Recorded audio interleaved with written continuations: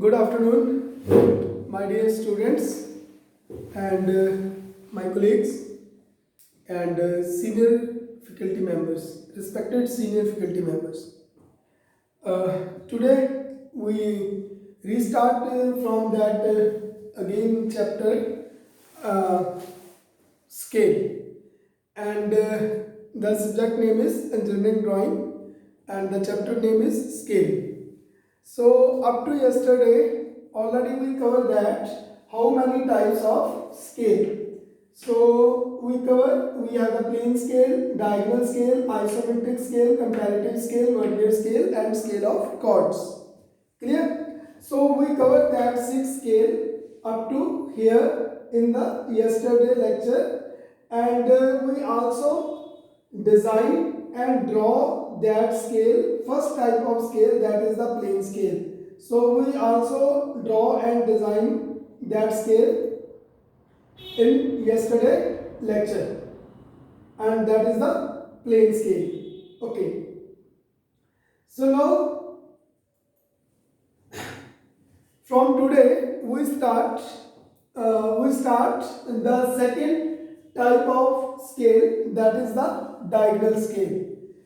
Second type of scale, that is the diagonal scale. So when we start the diagonal scale, already we cover in second lecture what is the diagonal scale. When we cover the 3 units, when we cover the 3 units and after decimal 2 places on a scale, when we cover the 3 unit, and again I repeat, when we cover the 3 units and after decimal 2 places on a scale, then that scale under the diagonal scale. Okay, so you can said in the problem, draw a scale and show the units on it, kilometer, hectometer, decameter, like that, or maybe meters, decimeter and centimeter, like that. So it means when he is talking about the 3 units in a problem, it means he is talking about the diagonal scale. Clear? So in the diagonal scale we cover the 3 units and up to 2 values after the decimal. Okay, up to 2 values after the decimal. So suppose I write here, already we discussed in the yesterday lecture, we have the length on the plane scale 12.4 meter. We have the length on the plane scale 12.4 meter. So when he is talking about cover the length on the scale 12.47 meter, 12.47 meter, it means what's the meaning of that? It's the meaning of that 12 meter, 4 decimeter and 7 centimeter. 12 meter, 4 decimeter and 7 centimeter, he is talking about that length. So it means this length, when he talking about this length, then definitely that scale draw under the diagonal scale category, diagonal scale type. Clear? तो diagonal scale की type में ये scale फिर draw होगा. Okay, सो जैसे हम already कल हमने कवर किया था आरएफ रिप्रेजेंटेटिव फ्रैक्शन कवर किया था हमने, representative fraction then length of scale. So we cover the two things in the yesterday lecture already. So RF representative fraction, and we have the formula of that. RF equal to length of a line on the drawing sheet divided by actual length of a line on the object, or itself the total length of that object. Clear? So that is the RF. Second thing we cover unit conversion. So we convert the all unit into centimeters in our scale chapter here. But when you want to draw a scale for a practical purpose, maybe that scale in meters, maybe that scale in kilometers, and maybe that scale in inches, maybe that scale in feet. So then the all units should be converted into that units. Clear? And third thing we already covered, LOS. LOS means length of scale. So we have again formula for find out the length of scale. The length of scale formula is RF multiply maximum length can be measured or measure up to. So that is the formula for find out the RF.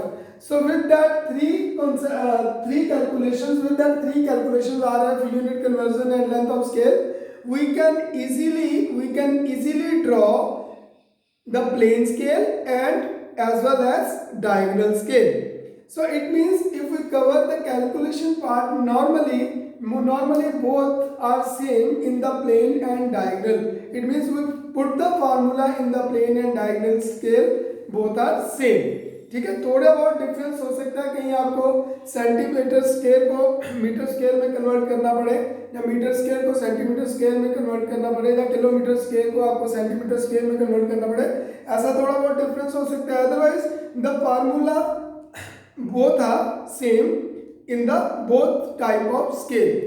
ठीक है, both formula means RF and length of scale, and as well as unit conversion also in the centimeter, because our normal scales, all normal engineering scales all are in centimeters. So due to that, in that chapter we convert the all lengths in centimeters before the calculations. Okay, so it means up to here we already cover.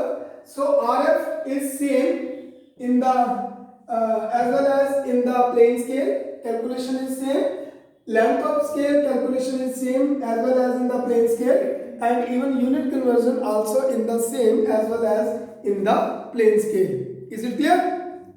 Okay, so now what is the difference? अब अगर देखें तो फिर calculation same है, तो फिर difference क्या है? फार्मूला सेम है, तो फिर डिफरेंस यहाँ पे क्या होगा? डिफरेंस सिर्फ होगा उसमें थर्ड यूनिट का, जो तीसरा यूनिट उसने ऐड कर दिया. In that case that unit is 7. तो 12.4 तक तो हम चल चुके थे. क्लियर? मैं उसी प्रॉब्लम को लेके आगे चल रहा हूँ ताकि आपको समझने के लिए इजी रहे, ज़्यादा डिफिकल्टी ना हो. तो 12.4 तक तो हम चल चुके थे, और 7 यूनिट इसमें सपोज और ऐड हो गया. तो 12.4 तक तो हमने कवर किया था कि we have the two lengths meters and डेसीमीटर्स.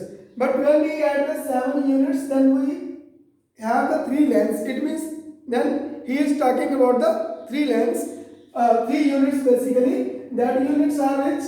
Meters, decimeter and centimeter. Clear? तो 7 और ऐड हुआ. तो अगर मैं 7 को सपोज रिमूव करता हूँ, 7 को अगर नहीं रखता मैं यहाँ पे, तो 12.4 तक तो ऑलरेडी हम काम कर चुके हैं.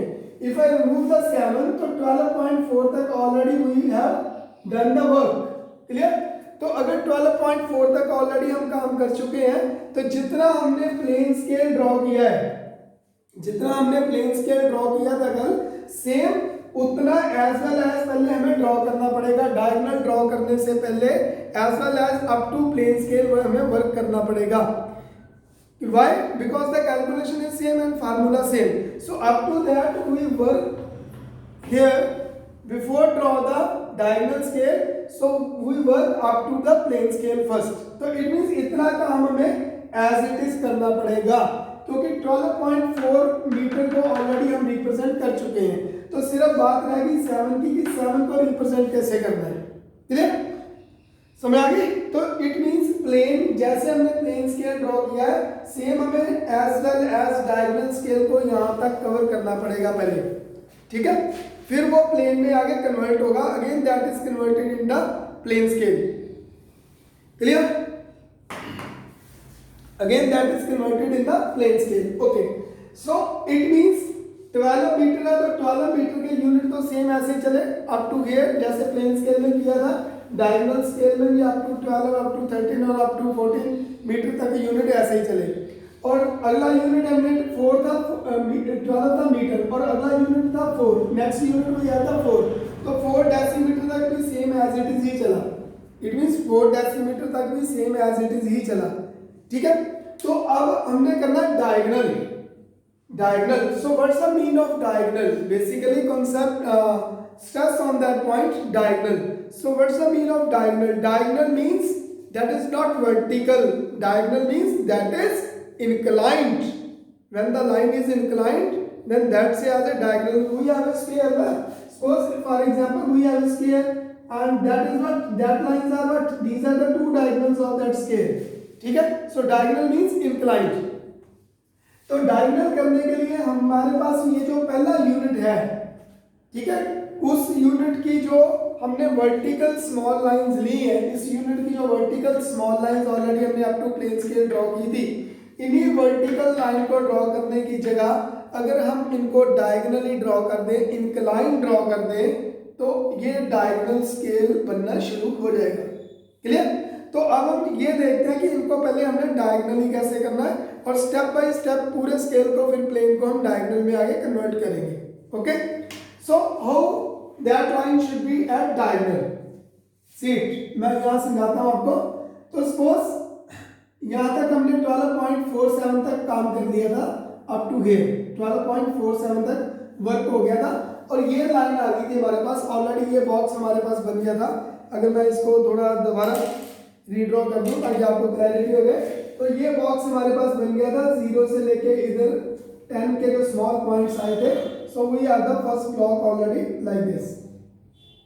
तो ये पहला ब्लॉक बन गया था ऐसे सपोज, क्लियर।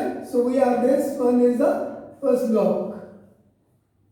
अब हमने डायगनली करने के लिए क्या करना रहेगा, डायगनली करने के लिए अब हम क्या करेंगे कि जो पहला 0 से लेके जो पहले स्मॉल ब्लॉक में स्मॉल पॉइंट है 0 से लेके 1 तक, अगेन हियर यहाँ बहुत आपको दूर दिखेगा लेकिन मैं समझाने की कोशिश करता हूँ। 0 से लेके 1 तक ये जो फर्स्ट डिस्टेंस है 0 से लेके 1 तक सेम कंपास के साथ ये डिस्टेंस आप उठा लोगे और 0 से 1 तक आप यहाँ ऊपर मार्क कर दोगे like that. Suppose that is this one is 0, this point is 0 here and this point is 1 here. So 0 से 1 तक वो डिस्टेंस आपने कंपास से उठा के ऊपर मार्क कर दिया। अगर कंपास से नहीं भी उठाना तो you can use the vertical scale of your drafter. तो ड्राफ्टर के स्केल के साथ आप ऐसे नीचे वाला 1 वाला पॉइंट ऊपर यहाँ पे लगा लोगे। That is for the 1, that is for the 1, clear. अब उसके बाद आप क्या करोगे, ध्यान से समझना यहाँ पे। उसके बाद आप नीचे जो 0 वाला पॉइंट है अपने ड्राफ्टर के वर्टिकल स्केल को नीचे 0 वाले पॉइंट से मिला के ऊपर 1 वाले पॉइंट से मिलाओगे आप सीट। तो ऑटोमेटिकली क्या होगा, ये लाइन डायगोनली हो जाएगी, इट मींस इंक्लाइंड हो जाएगी like this. So you can see here 0 to 0 जो लाइन जा रही थी हमारे पास वो वर्टिकल लाइन थी, लेकिन ऊपर वाला 0 से लेके 1 तक डिस्टेंस पहले हमने ऊपर किया, फिर हमने 1 को नीचे वाले 0 से जब मीट कराया एक लाइन ड्रॉ की 1 से लेके 0 तक and that line is automatically as a diagonal, means that is as a inclined, clear. इसीलिए मैं दूसरा रेड कलर का मार्कर यूज कर रहा हूं ताकि आपको लाइन की वेरिएशन समझ आए। और अब आपने 0 ऊपर 1 से लेके नीचे 0 को जब हमने स्केल को मीट किया तो इसी एंगल पे आपने ड्राफ्टर का जो नोब है उसको टाइट कर देना है। अगेन सी इट, ऊपर 1 वाले पॉइंट को जब हम नीचे 0 वाले पॉइंट से मीट करोगे तो इसी एंगल पे आपने ड्राफ्टर की नोब को टाइट कर दिया। टाइट करने का मीनिंग ये है कि नीचे जो इतने भी हमारे पास 10 के 10 पॉइंट है सभी 10 पॉइंट से हम डायगोनली लाइंस ड्रॉ करेंगे and each diagonal line is parallel to the first diagonal line, ठीक है। तो सारी डायगोनल लाइंस आपस में पैरेलल होनी चाहिए। तो अगर आप नहीं ड्राफ्टर की नोक को टाइट नहीं करोगे तो स्केल हिल जाएगा, तो वो लाइन डायगोनल आपस में एक दूसरे के साथ पैरेलल नहीं रहेंगी। तो इसीलिए हमने ड्राफ्टर की नोक को टाइट कर दिया, मिनी ड्राफ्टर जो है उसकी नोक को हमने टाइट कर दिया और नीचे वाले 1 से अब हमने नेक्स्ट पॉइंट से रखा तो फर्स्ट डायगोनली लाइन ड्रॉ कर दी, then again from 2, then from 3, then from 4, then from 5, then from 6, then from 7, then from 8 और 9 वाली जो लाइन है आपकी ऊपर 10 कॉर्नर से एग्जैक्ट मिलेगी जाती हुई ऐसे। जैसे इधर ऊपर 1 वाली नीचे 0 से मीट कर रही थी, इधर 9 वाली ऊपर लास्ट कॉर्नर से मीट करती हुई डायगोनली मिलेगी। So with that method your first small block divided into equal 10 parts and each part is as a diagonally, ठीक है। So due to that we said that is a diagonal scale, clear, because in that divisions in the diagonally, ठीक है, inclined, okay। So up to here अगर हमने यहाँ तक भी काम किया तो up to here we only 2 units show, meters and decimeters, meters and decimeter। तो अभी तक भी हमारे पास हमने जो शो अप किया है सिर्फ वो 12.4 मीटर तक शो किया है, 12.4 मीटर तक ही हमने अभी तक इसको शो अप किया है।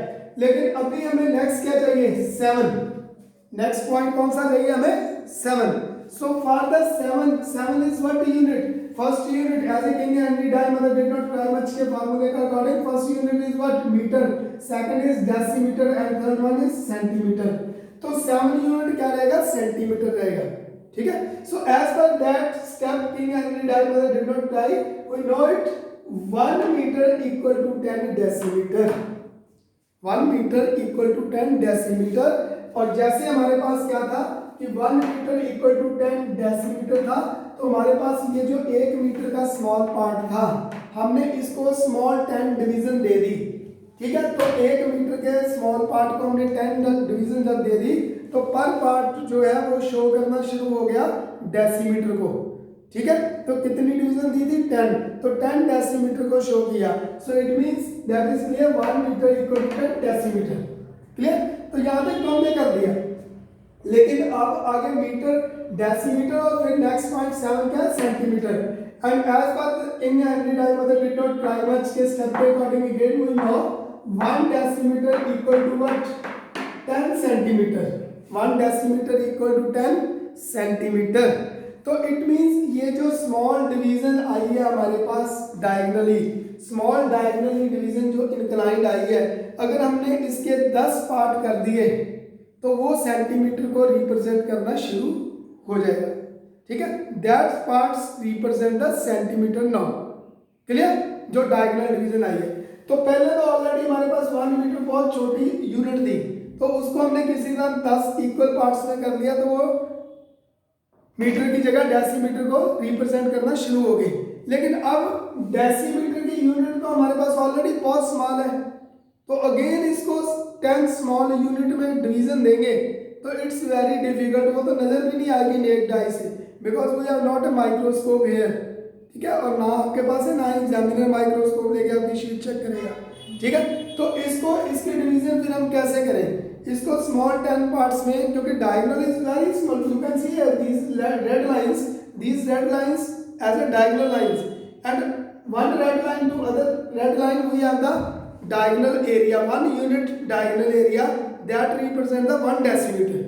तो इतने छोटे से एरिया को, 1 डेसीमीटर को हम 10 सेंटीमीटर में रिप्रेजेंट करेंगे, so then it's very difficult with the naked eye, because that is very minute space, very less space, very small space, very precise space। ठीक है, so what we do here, how we can divide that diagonal lines into equal 10 parts, divide तो करना ही पड़ेगा because 1 decimeter equal to 10 centimeter, so everything possible in the engineering already हमने first lecture में कहा था। तो how we divide it, तो यहाँ मैं आपको एक एग्जांपल देता हूँ।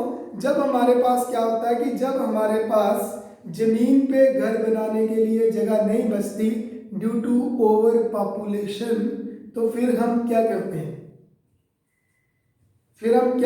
जब जमीन पे घर बनाने के लिए जगह नहीं बचती तो फिर हम क्या करते हैं, think what we do then, चांद पे तो जाने से रहे कि चांद पे जाके बना लेंगे, फिर हम क्या करते हैं, जमीन पे अगर स्पेस कम है तो हम क्या करते हैं, हम ऊपर की तरफ चलना शुरू हो जाते हैं कि ground floor, first floor, second floor, third floor, fifth floor, like so on. Clear, तो जब जमीन पे जगह नहीं बचती तो हम ऊपर की जगह तरफ चलना शुरू हो जाते हैं। तो अब डायगोनली जो एरिया था सीट, डायगोनली एक ऐसा एरिया था आपके पास लाइक दिस वन, तो अब इसमें स्मॉल 10 डिवीजन करनी इट्स वेरी डिफिकल्ट। तो अब इसमें हम सीढ़ी के डंडों की तरह ऊपर की तरफ चलना शुरू हो जाएंगे कि 1 2 3 4 5 6 7 8 9 और 10 लाइक दैट। तो इट मींस हम ऊपर की तरफ चलना शुरू हो जाते हैं जब हमारे पास स्पेस नहीं है तो। क्लियर, तो वही स्टेप अब हम यहाँ पे फॉलो करेंगे। हम क्या करेंगे कि ये जो स्मॉल 10 डायगोनली डिविजन्स हैं इनको हम हॉरिजॉन्टली 10 हॉरिजॉन्टली डिवीजन में डिवाइड कर देंगे। क्लियर, तो वो 1 पार्ट जो है एक डायगोनल डिवीजन के अंदर 1 डेसीमीटर के अंदर जो पहला पार्ट होगा वो क्या हो जाएगा, वो डेसीमीटर, और first part is 1 centimetre, second part decimetre and second part is 2 centimetre, third part is decimetre and 3 centimetre, like so on. ठीक है, तो ऐसे चलता रहेगा वो। क्लियर, तो अब इस तरफ से इसको हॉरिजॉन्टली डिवीजन देने के लिए हमने क्या किया, we make 1 acute angle more. ठीक है, तो हमने अपर कॉर्नर से एक और एक्यूट एंगल यहाँ पे ड्रॉ कर दिया like this, less than 10 degree. एक और एक्यूट एंगल ड्रॉ कर दिया, बस ये लास्ट एक्यूट एंगल है, डोंट वरी। सो एक और एक्यूट एंगल हमने ड्रॉ कर दिया फ्रॉम दिस साइड, और जितने पार्ट्स में हमने डायगोनल डिवीजन को कट करना है उतने पार्ट्स में हम एक्यूट एंगल को कट कर देंगे। अगर उसने ये कहा होता यहाँ पे कि शो अप टू 5 सेंटीमीटर, तो डेफिनेटली हम एक्यूट एंगल को दो पार्ट में शो करते हैं, 0, 5 और 10। अब उसने कहा up to 1 show up to metre centimetre and up to metre decimetre and up to centimetre, ठीक है। और 7 का मतलब क्या है कि अप टू स्मॉल डिवीजन 7 से तक चाहिए, तो फिर फर्स्ट डेसीमीटर में कितने सेंटीमीटर होता है, 10, तो हम सीधा इसको 10 तक डिवीजन दे देंगे, ठीक है। So we divide here this line into equal 10 parts. Suppose I mark with that ताकि प्रॉपर आपको नजर आए इसके। So first 1 division, then 2, 3, 4, then 5, 6, 7, 8, 9 और suppose 10. So again count it. मैं थोड़ा इसको बड़ा ही कर देता हूँ, आपको यहाँ से क्लियर नहीं होगा ये अच्छी तरह। मैं थोड़ा इसको डिविजन्स को बड़ा कर देता हूँ, साइज को थोड़ा, जस्ट वेट प्लीज। तो make a cute angle and suppose 1, 2, 3, 4, 5, 6, 7, 8, 9 and last 10. So I divide these 10 division like this, ठीक है। तो मैंने 10 डिवीजन के अकॉर्डिंग इसको डिवीजन दे दी, डिवाइड कर दिया, means clear. And after that last जो 10 का पार्ट है, ड्राफ्टर के स्केल को आप ऐसे ओपन कर दोगे, लोग को लूज करके हॉरिजॉन्टल स्केल को ऐसे ओपन कर दिया, इधर 10 और इधर लास्ट वाला जो 10 का पार्ट है इसको आपने आपस में मीट करा दिया like this, clear. So it meets with the this corner 10 and last 10 point like this, clear. और ड्राफ्टर के स्केल को इसी एंगल पे आप टाइट कर दोगे, नोब को tight the drafter knob at the same angle, क्योंकि ये सभी पॉइंटों से लाइन अब इसके क्या चलनी चाहिए, पैरेलल। तो पैरेलल तभी चलेगी जब आप इसकी नोब को टाइट कर दोगे इसी एंगल पे। सो 2, 3, 4, 5, 6, 7, 8, 9 and last 10. So with that method your whole vertical length divided into equal 10 parts, clear. इस मेथड से आपकी वर्टिकल जो लाइन है पूरी इक्वल 10 पार्ट्स में डिवीजन होगी इसकी, ठीक है जी, ओके। अब हमने क्या किया कि मार्किंग फ्रॉम हियर, स्टूडेंट यहाँ गलती करते हैं, इस 10 को 10 काउंट कर देते हैं और ऊपर से 1 शुरू हो जाते हैं, दैट इज रॉन्ग। ये 10 जो था ये हॉरिजॉन्टल डिवीजन, डायगोनली डिवीजन का था, ठीक है। लेकिन वर्टिकली आपका ये 10 वाला पॉइंट वर्टिकली कौन सी डिवीजन काउंट होगी, 0, याद रखना, क्योंकि पहले आप 0 पे चलोगे फिर 1, 2, 3, 4, 5, 6, 7, 8, 9, 10 फिर ही आएगा ना, कि सीधा 10 आप 10 से चल के फिर 9, 8, 7 ऐसे तो नहीं आएगा। So it means first is 0, तो ये पार्ट रहेगा 0, then this one is 1, then 2, 3, 4, 5, 6, 7, 8, 9 और लास्ट वाली जो लाइन जाएगी दैट इज द 10, स्केल के ऊपर वाली लाइन जो रहेगी दैट इज द 10, ठीक है। And from that side you draw this line up to the first block here only, up to the first block. Book में किसी बुक में वो एंड तक लेके गया है, क्योंकि वो प्रिंटिंग यार एक लाइन उसने ड्रॉ कर दी थी, एंड तक प्रिंटिंग ले गया, that is not need of that, only up to the first block, ठीक है। So 1, then 2, then 3, then 4, then 5, then 6, then 7, then 8, then 9 और लास्ट वाली लाइन ऑलरेडी आपके पास है, ये मैं इसको डार्क कर देता हूं दोबारा, that is the 10 unit, clear. And with that method your vertical line divided into equal 10 parts, and you can draw the guidelines here again at the same angle under the guideline 3 to 4 mm. You can write the unit, which units is this side, that is the meters, decimeter, and from this side you can write here centimeter, centimeters.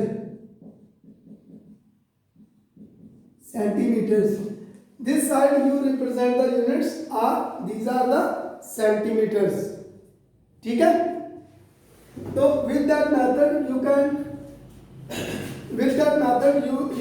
can divide your whole length into centimeters also. ठीक है, so the whole scale length you can divide into meters, decimeter and centimeter with that method. The whole length divide into meters, decimeters and centimeter with that method easily. Clear? तो अगर आपने यहाँ तक show कर दिया, clear, अगर आपने यहाँ तक शो कर दिया, so up to here you show it meters, decimeter and centimeter, all 3 units, no problem, all 3 units on that scale. ठीक है, so you can easily show it all 3 units on that scale, meter, decimeter and centimeter with the help of this method. So your plane scale converted into now diagonal scale. Now your plane scale is converted into diagonal scale with this method. ठीक है, इस method से आपका जो plain scale है automatically वो diagonal scale को में कन्वर्ट हो जाएगा. ठीक है जी, automatically that scale is converted into your diagonal scale. The plane scale is converted into your diagonal scale. Okay, so up to here we see it, the formula in the plane and in the diagonal both are same.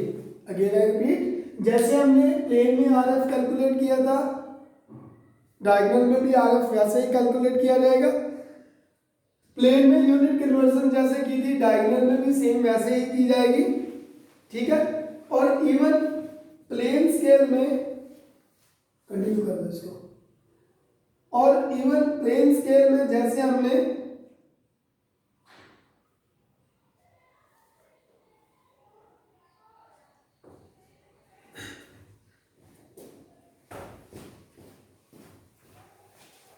तो even plain scale में जैसे हमने cover up किया था,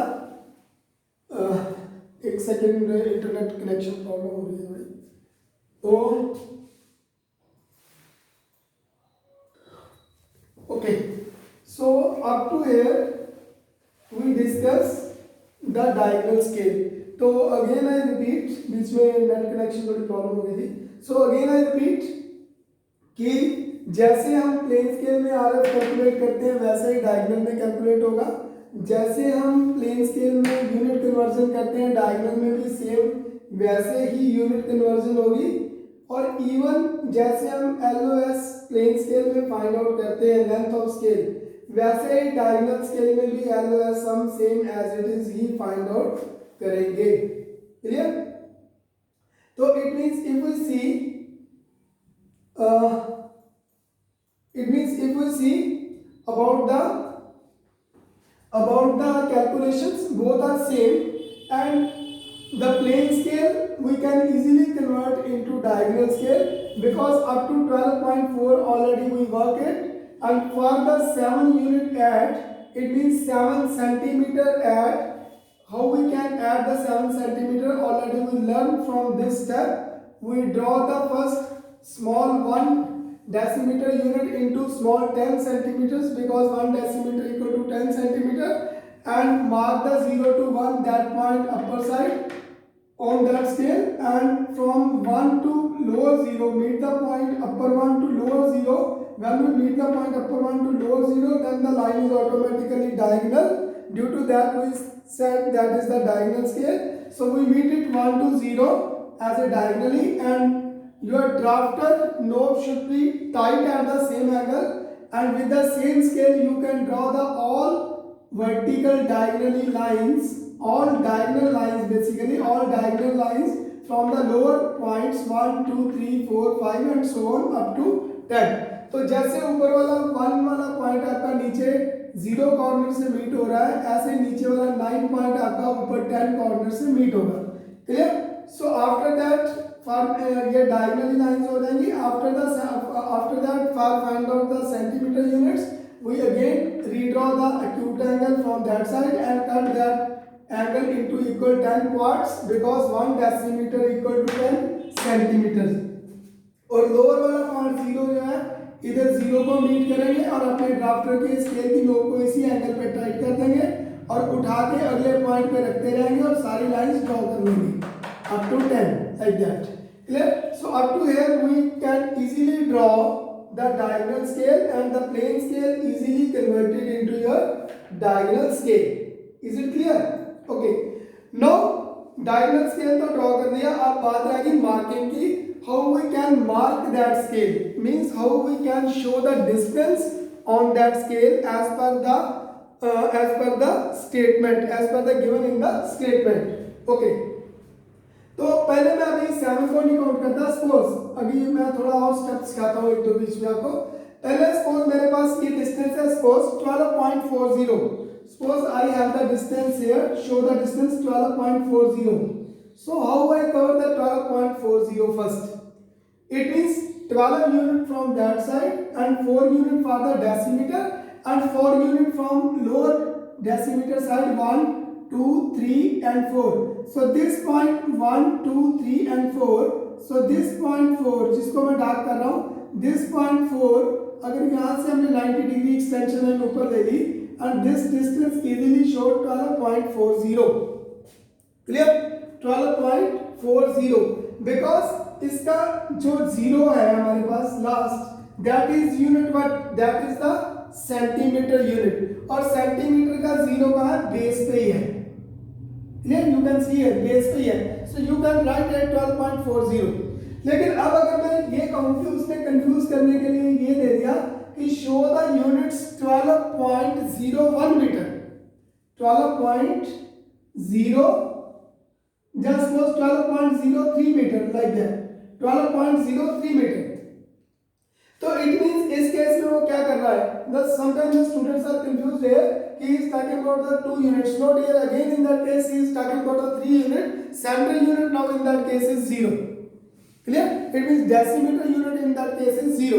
And 3 is what? 3 is the centimeter here. So for marking that point, how you can draw it? 12 unit from that side again, and now we are talking about 0 decimeter. So 0 decimeter is this point जहां पे आपका ये vertical line diagonal line से meet करती है ऐसे. So this is the 0 point here, this one. So अगर आप यहां से 90 डिग्री लाइन ऊपर ले जाते हो तो दैट इज द 12.00 बिकॉज वो नीचे से 0 हो गया ऊपर तक कहीं भी आप उस 0 पे मार्क करोगे और points on that is vertical line is 0. Clear? So here from that line, from that point, the distance is 12 meter only. It means 12.00. But he is talking about the 12.03. So 0 decimeter तो ले लिया. Now we need the 3 centimeter again. So from that 0 line, the 3 centimeter is from that side. So from that 0 line, you can put the nib of your pencil or maybe tip of your pencil from the 0 line. Then mark upper side. Here we have 12.01. Here we have 12.02. Here we have the destination point 12.03. अब अगर आप इस 0 को count करते हो, then that is the 12.03 unit. Clear? That is the यहाँ से आप अगर 90 डिग्री लाइन ले जाते हो तो that point is the 03. But अगर ये लाइन हम देखते हैं तो that is the vertical line again. This is again vertical line और इसके ऊपर जो मार्क किया हुआ पॉइंट है वो हमारे पास 0 ही काउंट होगा ऊपर तक. तो फिर हम 0 इसको नहीं काउंट कर सकते, समझ आई? इसीलिए हम डायगोनल लेते हैं. 0 किसको काउंट करेंगे? अगर मैंने ये 1 वाली वर्टिकल वाली लाइन डायगोनल लाइन की तरफ एक्सटेंड कर दी तो ये पॉइंट होगा 12.01, ये पॉइंट होगा 12.02 and this one is the 12.03. So it means 12.03 distance you can't mark from the blue line, first blue line 0 line. You should mark on the first red line here. जो inclined first diagonal line जा रही है उसके ऊपर आप point रखोगे and this point show your distance 12.03. 12.03 this distance. Now show the 12.03 distance. तो ध्यान से इस डिस्टेंस को अच्छी तरह देख के समझ के मार्क करना है. क्योंकि अगर 8 नंबर की प्रॉब्लम है और आपने ये डिस्टेंस अच्छी तरह समझ के वाक नहीं किया तो एग्जामिनर डेफिनेटली 2 नंबर आपके मिनिमम कट कर देगा इसमें से, because you not locate the exact point, exact target of that point. Clear? Okay. But now we want to draw as per problem. We want to draw the distance is what? We want to draw the distance 12.07. ये था starting में दिया हमने point 12.07, sorry 12.4 तक तो चले गए थे, सॉरी 12.4 तक चले गए थे, last point is 7. So the total distance 12.07 metre. He said mark that distance as per the statement. तो 12.07 12.47 not 07 now 12.47. तो 12.47 कहाँ से होगा? 12 डिस्टेंस ये उठा दिया और डायगनली जो रेड लाइंस हैं उनको हम काउंट करेंगे नीचे से 1 2 3 और 4. तो ये वाला डिस्टेंस होगा 12.40 बिकॉज सेंटीमीटर यहाँ 0 है लेकिन सेंटीमीटर में चाहिए 7. तो यही रेड वाली जो इंक्लाइंड लाइन है हमारे पास 4 नंबर वाली, उसके ऊपर पहला जो स्टेप आएगा वो आएगा 12.41, दूसरा आएगा उसी के ऊपर 12.42, तीसरा आएगा 12.43, चौथा आएगा 12.44, पांचवा आएगा 12.45, छठा आएगा 12.46. And now this is your target 12.47. It means again see जो आपकी रेड वाली फोर्थ डायगोनल लाइन जो जा रही है वो, और इधर वाली जो ब्लू हॉरिजॉन्टल लाइन को, जो 7 वाली ब्लू हॉरिजॉन्टल लाइन है वो जहां कट करेगी रेड वाली लाइन को. इट मीन्स डायगोनल लाइन ये जा रही है रेड वाली, अगर मैं ड्रॉ करके बताऊं डायगोनली 7 वाली लाइन ये जा रही है आपकी, और सॉरी 4 वाली, और हॉरिजॉन्टली ब्लू वाली लाइन ऐसे कट कर रही है इसको यहाँ पे 7 वाली. It means that is 4 point from the base and that is 7 point from the vertical side. 7 point from the vertical side and 4 point from the base. तो ये दोनों लाइनें आपस में जहाँ इंटरसेक्ट करेंगी, this is your target point. This is your target point. यहाँ पे आप टारगेट करोगे, ठीक है. Suppose you are a pilot, तो यहाँ पे आप बम लॉन्च करोगे. Clear? So this is your target point. So base line is 4 and diagonal line is horizontal line is 7. तो बेस लाइन जो 4 डायगोनली है वो किसको रिप्रेजेंट कर रही है? डेसीमीटर को. और हॉरिजॉन्टली जो ब्लू लाइन 7 है वो रिप्रेजेंट कर रही है सेंटीमीटर को. और इधर से जो ब्लू लाइन वर्टिकल है वो रिप्रेजेंट कर रही है मीटर को. So due to that your this distance show here on the diagram. You can draw the extension line, light extension line again from that point. I change the marker ताकि आपको समझ आ जाए different color of marker. So from that point you can draw the extension line, light extension line, and this distance show that 12.47 meter. Again see it, 12 meter from that side and 4 diagonally line decimeter from base and 7 horizontal line from vertical side, that is as a centimeter. ठीक है. So this point is 12.47 as per from the this dimension line here to here. So this distance covered is 12.7 meter. Is it clear? So with that method you can easily draw the diagonal scale and your plane scale automatically converted with that method into diagonal scale. So what is the plane scale? When we follow the 2 unit or after decimal 1 place on a scale, then that is a plane scale. And when we cover the 3 unit and after decimal 2 places on a scale, then that is as a diagonal scale. Is it clear? तो आपकी जो PS skill की जो problems है, problem number 1 से लेकर 10 तक, first 10 problem आपकी जो है वो प्लेन स्केल के ऊपर ही है. थोड़ी बहुत वेरिएशन होगी जहाँ पे सेंटीमीटर स्केल को किलोमीटर स्केल में कन्वर्ट करना पड़ेगा या कहीं जूम करना पड़ेगा. Otherwise all things are same, you can easily draw it. और 11 प्रॉब्लम से लेके 27 तक प्रॉब्लम, अगली 17 प्रॉब्लम आपकी डायगोनल स्केल पे है. तो टोटल आप 27 प्रॉब्लम्स अगर आप कवर कर लेते हो, then you can easily any type of plane और any type of diagonal scale for the final exam. You can easily prepare it. Clear? Okay जी, ठीक है। तो ये था हमारे पास प्लेन स्केल और डायगोनल स्केल, जिसको आज के लेक्चर में हमने कवर किया। और एक छोटा सा पार्ट एक और स्केल है, उसको भी इसी के साथ ही मैं कवर करता हूँ, ताकि ये जो as per syllabus first 3 types of scale है, प्लेन, डायगोनल और आइसोमेट्रिक, वो हमें कवर हो जाए। बाकी 3 स्केल और बचते हैं इसके, comparative scale, vernier scale and scale of chords. ये आपके सिलेबस में नहीं है वैसे, लेकिन अगर आपने फिर भी सीखने हो तो आप मेरे को मैसेज बॉक्स में या मेरे को पर्सनल मैसेज करके बोल देना। I will give the lecture on that other 3 scale separately for you. ठीक है, now we start the isometric scale.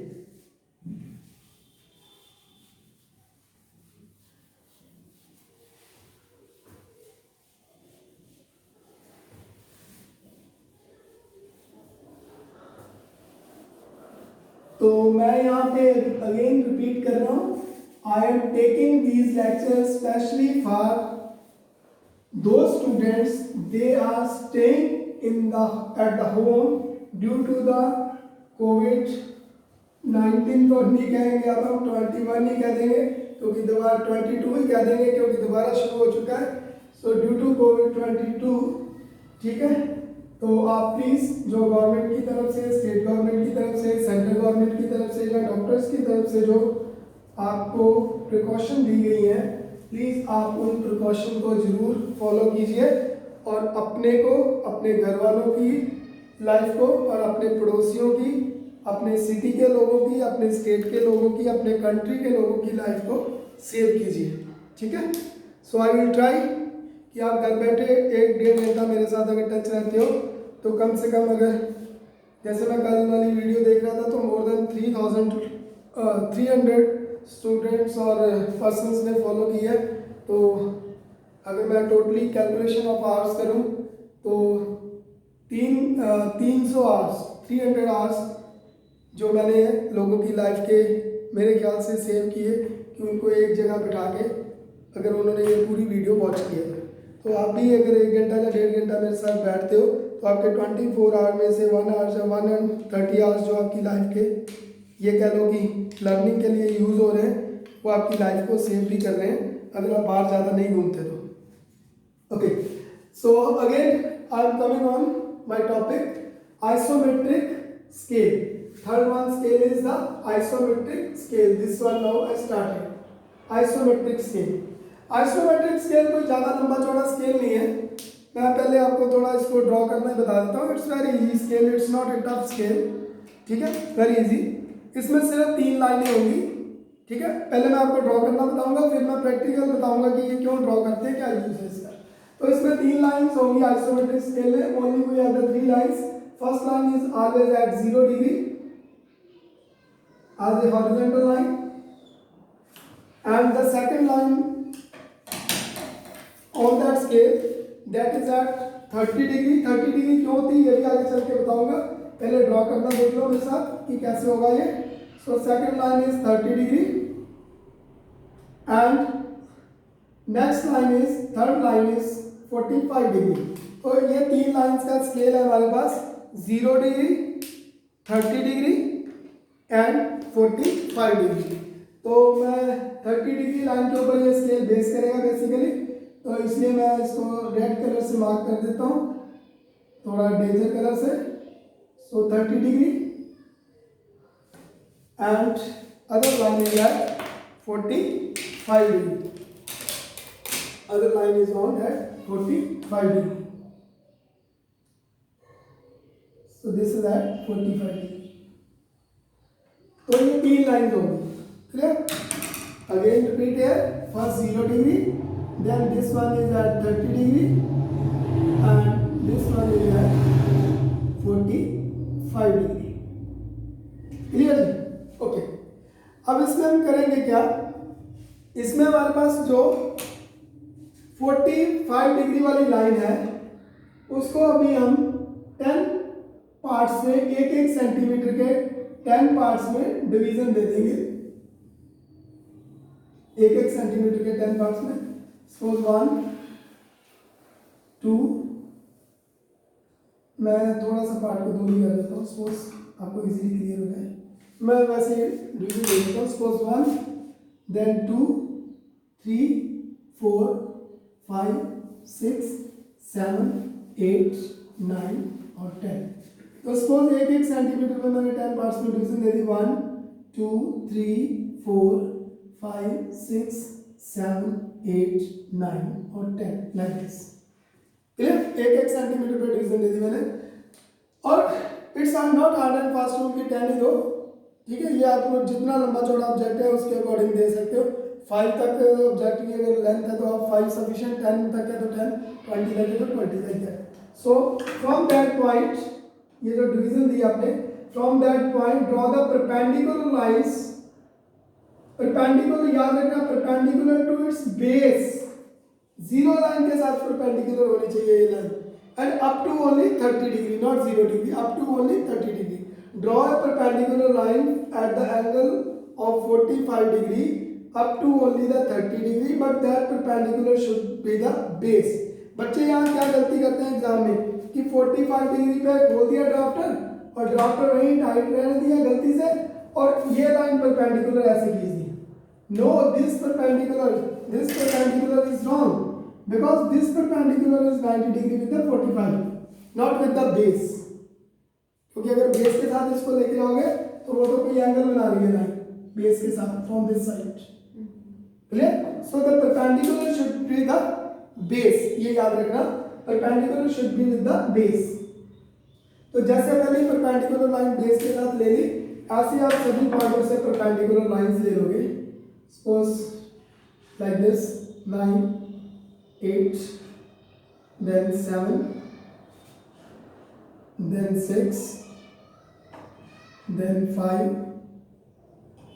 then 4, then 3,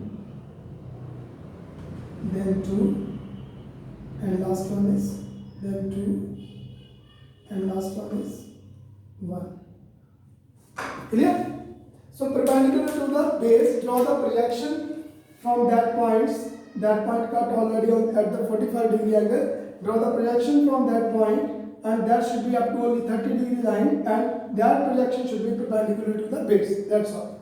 Clear? So 45 degree वाली लाइन को अगर मैं मार्किंग करूँ 1, 0, 1 centimetre, 2 centimetre, 3 centimetre, 4 centimetre, 5, then 6, 7, 8, 9 and 10।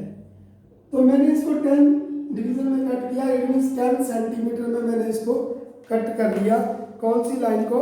45 degree वाली line को। तो अगर मैं 10 सेंटीमीटर में इसको कट करता हूँ तो ये डायमेंशन कितने होगी? फिर ये डायमेंशन कितनी होगी मेरे पास? Definitely this dimension is 0 to 10 कितनी होगी? 10 सेंटीमीटर ही होगी। यस, क्योंकि मैंने 10 के साथ इसको कट किया है 1 सेंटीमीटर के साथ, तो ये 10 सेंटीमीटर हो जाएगी। क्लियर?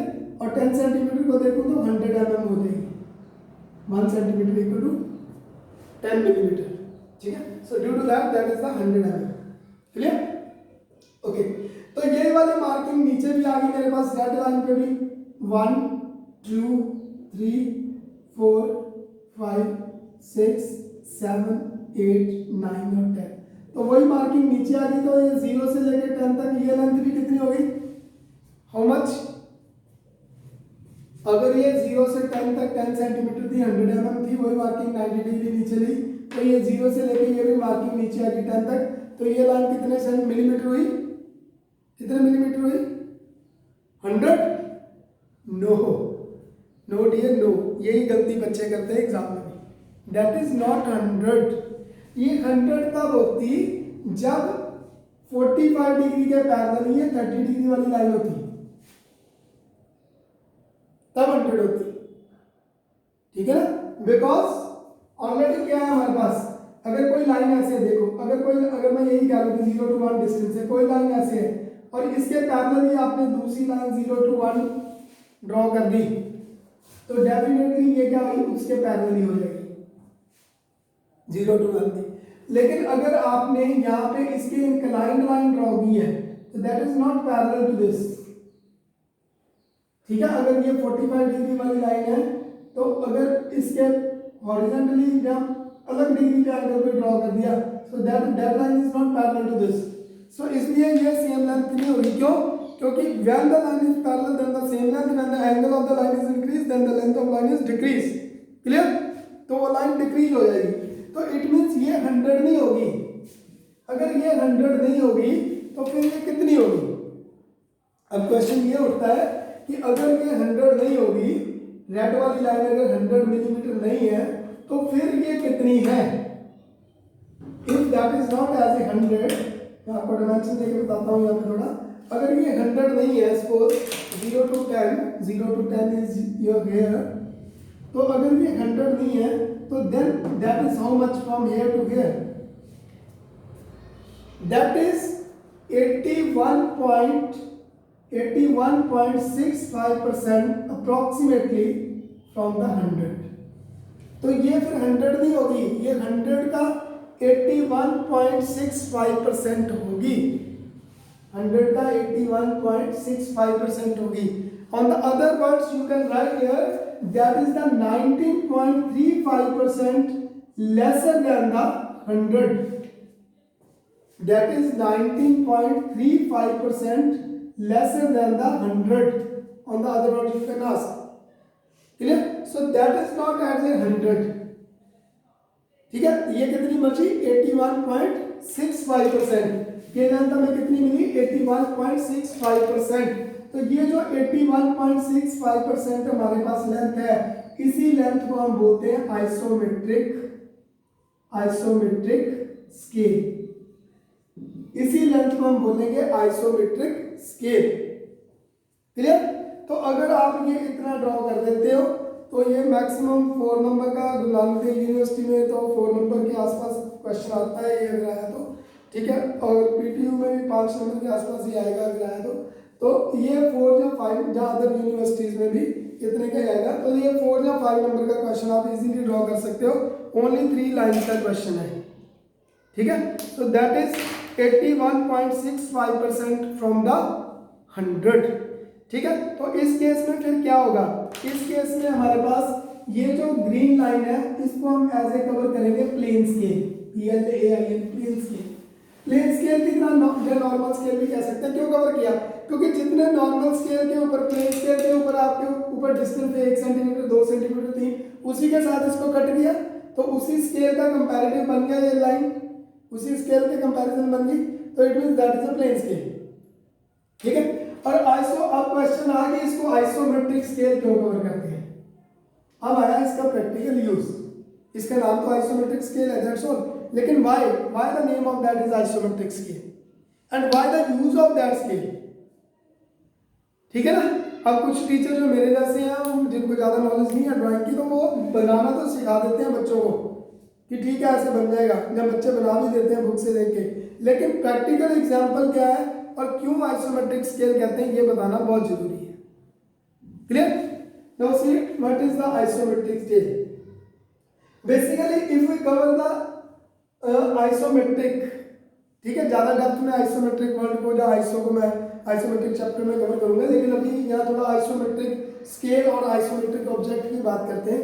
आइसोमेट्रिक ऑब्जेक्ट क्या है कि जब मैंने सपोज अगर आपके पास ये एक सिंपल रेक्टेंगल है, तो अगर आप जहाँ ये कह लो कि क्यूबाइड बॉक्स टाइप ये सिंपल, जहाँ ये कह लो कि ये क्यूब है, सपोज क्यूब है हमारे पास, सपोज अगर एग्जांपल देता हूँ क्यूब है, ठीक है। तो अब मैं थोड़ा बना के दिखा देता हूँ, आपको प्रॉपर क्लियर हो जाएगा। We are some time again मैं बना के दिखाता हूँ। सपोज हमारे पास ये क्यूब है and the edge of the cube is how much? Edge of the cube is suppose 50 centimetre long. Edge of the cube is 50 centimetre long.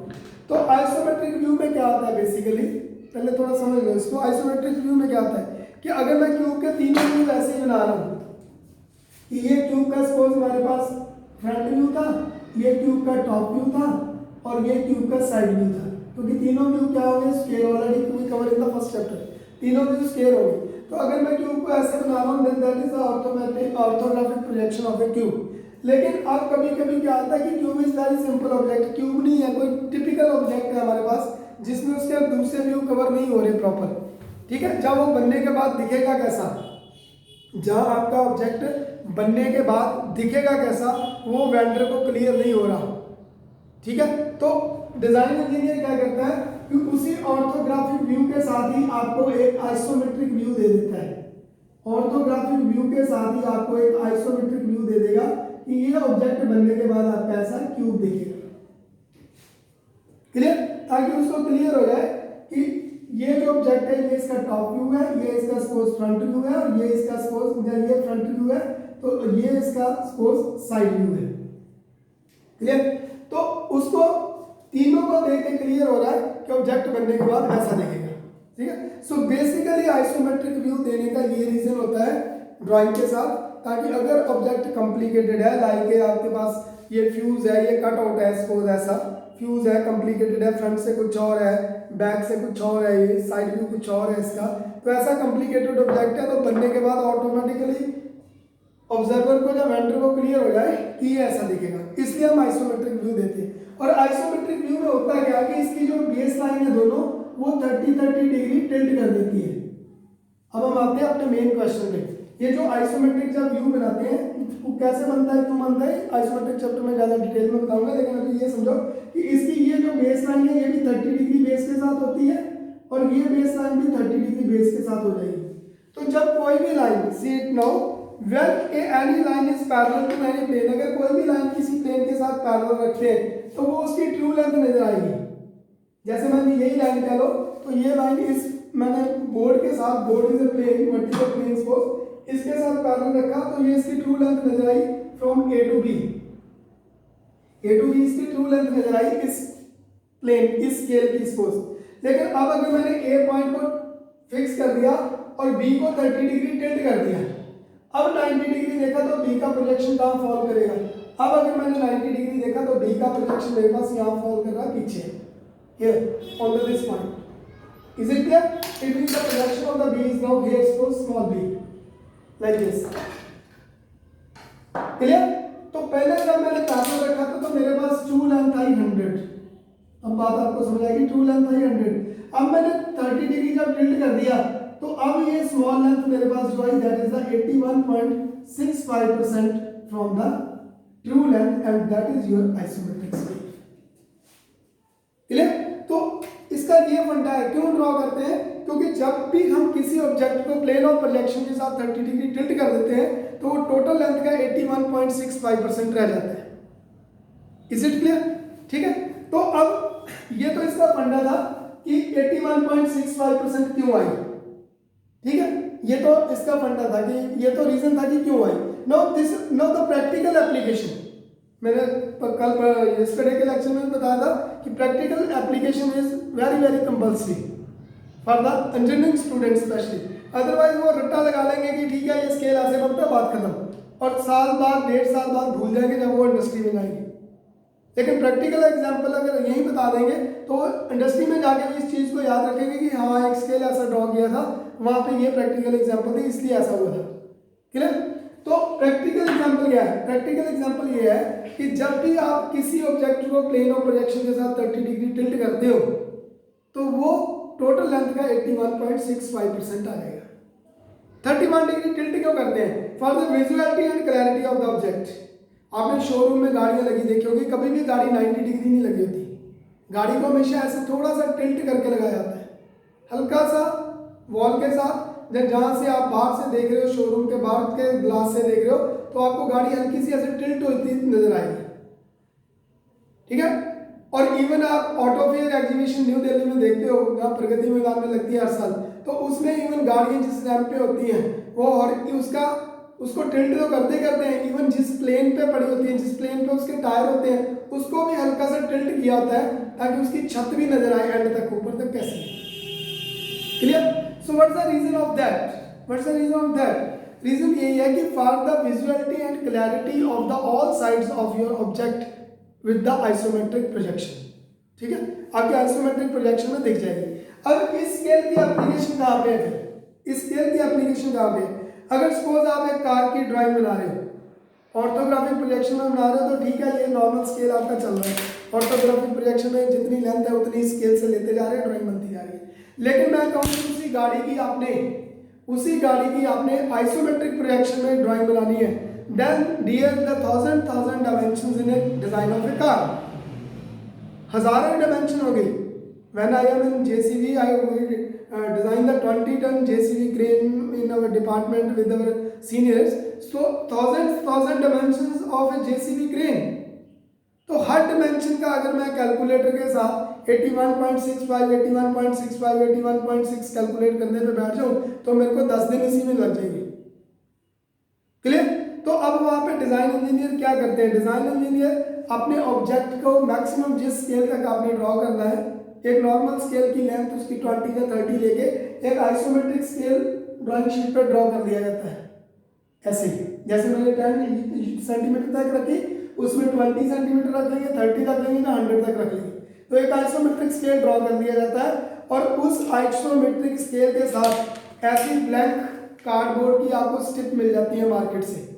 ऐसी cardboard की स्टिप लगा के वो डिजाइन इंजीनियर इस आइसोमेट्रिक स्केल के साथ ऐसे स्टिप लगा के मार्किंग कर देगा कि ये 0 है, ये 1 है, ये 2 है, 3 है, 4 है, 5 है, 6 है, 7 है, 8 है, 9 है, 10 है, लाइक दैट। अब ये वाली जो मैंने ब्लैंक स्ट्रिप पे मार्किंग कर ली, इस मार्किंग से अगर मैं 0 से लेकर 5 तक का भी पॉइंट फॉलो करता हूं, then that dimension, that length automatically converted into true to isometric length. Follow? Because this length is isometric length, this length is isometric length and that length is automatically converted from true to isometric length. So this is the reason why we draw the isometric scale, क्योंकि मुझे उस car में या उस design में जो 1000 dimensions थी उन सभी डायमेंशंस का 81.65% निकालने की जरूरत नहीं है कैलकुलेटर के साथ। मैंने ऑलरेडी एक स्केल डिजाइन कर लिया और इस डिजाइन स्केल की हेल्प से मैं जो भी मार्किंग लूंगा वो सारी मार्किंग, वो सारी लेंस ऑटोमेटिकली, वो सारी true lengths automatically isometric projection length में कन्वर्ट होती चली जाएगी। Clear?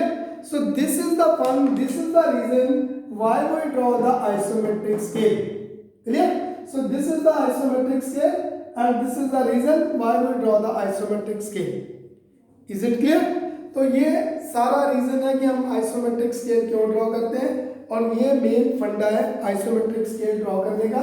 0 degree line, 30 degree line, 45 degree line और आप 45 डिग्री वाली जो आपकी लाइन है उसको आप इक्वल 10, 20 या 50 या 100 डिवीजन जो आपकी रिक्वायरमेंट है ऑब्जेक्ट के अकॉर्डिंग उसमें कट कर दोगे और उन पॉइंट से परपेंडिकुलर प्रोजेक्शन फॉल करा दोगे 30 डिग्री वाली लाइन पे। और 30 डिग्री वाली अगर मैं फिर समझाता हूँ आपको थोड़ा, अगर ये मैं 0 से लेके ये 50 फॉलो कर रहा हूँ ग्रीन के ऊपर, सो this is the true length of your object.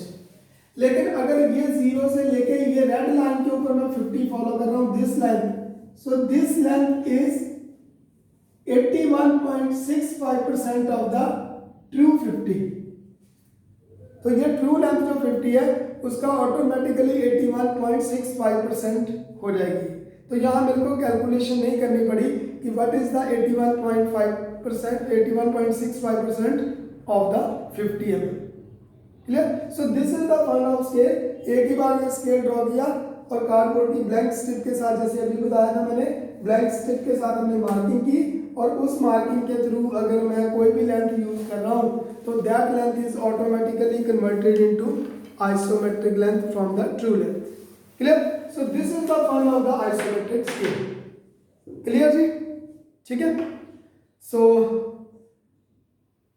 Up to है The today lecture is over. Already मेरे ख्याल से आपके ऊपर से भी ओवर हो रहा होगा क्योंकि लेक्चर थोड़ा लंबा चला गया आज भी।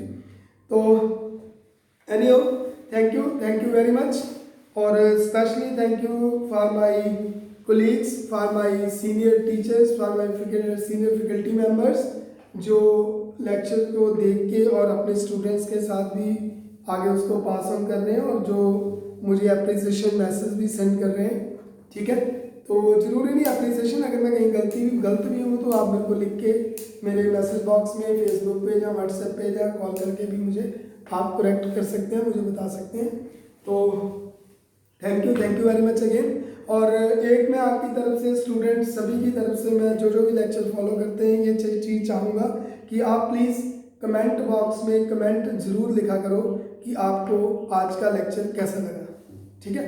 जब तक आप कमेंट नहीं ना लिखते तब तक कोई भी टीचर अच्छा टीचर नहीं बन सकता, कोई भी जो फैकल्टी मेंबर है अच्छी तरह लेक्चर डिलीवर नहीं कर सकता, आपके कमेंट्स की बहुत ज़रूरत है। जैसे ज़िंदा रहने के लिए खाने की ज़रूरत है ना, वैसे टीचर को आपके कमेंट्स की बहुत ज़रूरत होती है, स्पेशली स्टूडेंट्स के कमेंट की बहुत ज़रूरत होती है कि लेक्चर उनको समझ आया या नहीं आया, ठीक है, या उनको लेक्चर कैसा लगा, ठीक है।